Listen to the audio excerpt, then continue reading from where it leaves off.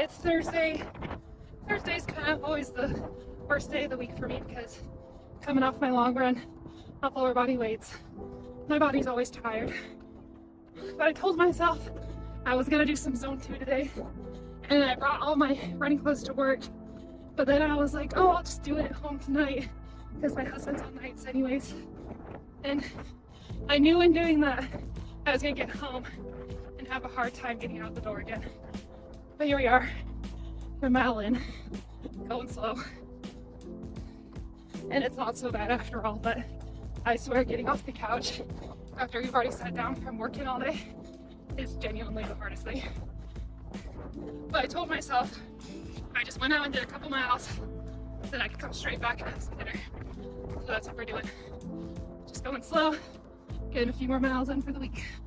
All right, gonna give a quick recap to week 9 of marathon training. I typically like to film these on Saturday, my last day of the week, right after I've done a run. But on Saturday, I had to work and cram in a run before going out on a date with my husband. So I didn't have a whole lot of time to do anything, but overall it was a great week.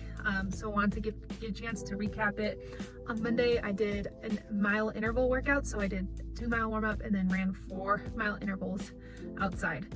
I found a good mile lap pretty close to where I live. So I've been doing that and it went really well. I'm noticing an improvement with my endurance in those speed workouts. I'm able to sustain a speed and keep negative splits through those, which I'm really happy about.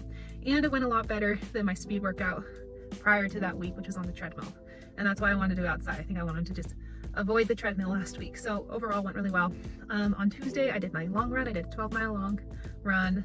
And then Wednesday, I did a 3.5-mile recovery run and I lifted some weights, did lower body weights. Thursday, I just did 2.5 miles in zone 2.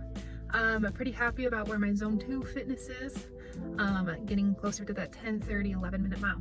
And then on Friday I rested because I worked all day, and then Saturday I ended the week with a 7.5-mile run, and I made the first few miles just easy pace and then the second half more in a tempo pace.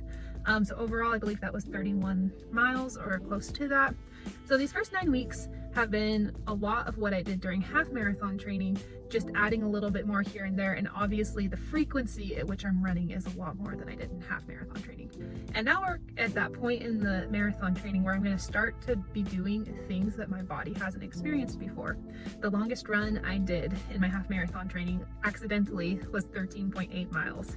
It actually ended up being longer than that, but I stopped at 13.8 and just walked to my car because I was done. So I'm a little nervous starting next week. We're gonna start getting into that foreign territory, starting to get to these longer runs that I've never experienced before. And I'm super excited. My body feels good, no injuries on the horizon. But at the same time, I am a little nervous because I have a good grasp on the training I'm doing now, but I do realize that I'm gonna start entering a phase where I'm not always gonna have a good grasp on what's required of me on a week-to-week basis. Especially when it comes to the long runs. So I'm super excited about entering this new phase. I kind of feel like I'm an imposter with all the half marathon training, but now that I'm starting to do things that feel more like marathon training, where I'm going to be actually on my feet for a long time, getting to these higher mileages on a weekly basis, starting to feel real. So excited, nervous. If you guys have any tips for how to mentally prepare for going a longer distance than you've ever had before, I'd love to hear it because obviously this is all new for me. One little announcement I have from this week is I ended up buying a new pair of running shoes, and they were expensive. A couple weeks ago I talked about how I'm a huge fan of gel Cayanos, and I am.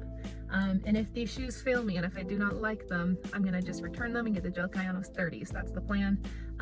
But I did figure it's time for me to just try a new shoe, and I did a ton of research and I ordered the Asics Super Blast, which I've heard tons of good things on them. So I'm super excited to try those. Hopefully they come in a couple weeks and I can get an honest review, especially for someone that has flat feet and prefers a lot of stabilization, which is what the gel Kayano provides. Hope you guys have a great week. Go get your long runs in, go get your workouts in this week, and I'll catch you guys next time.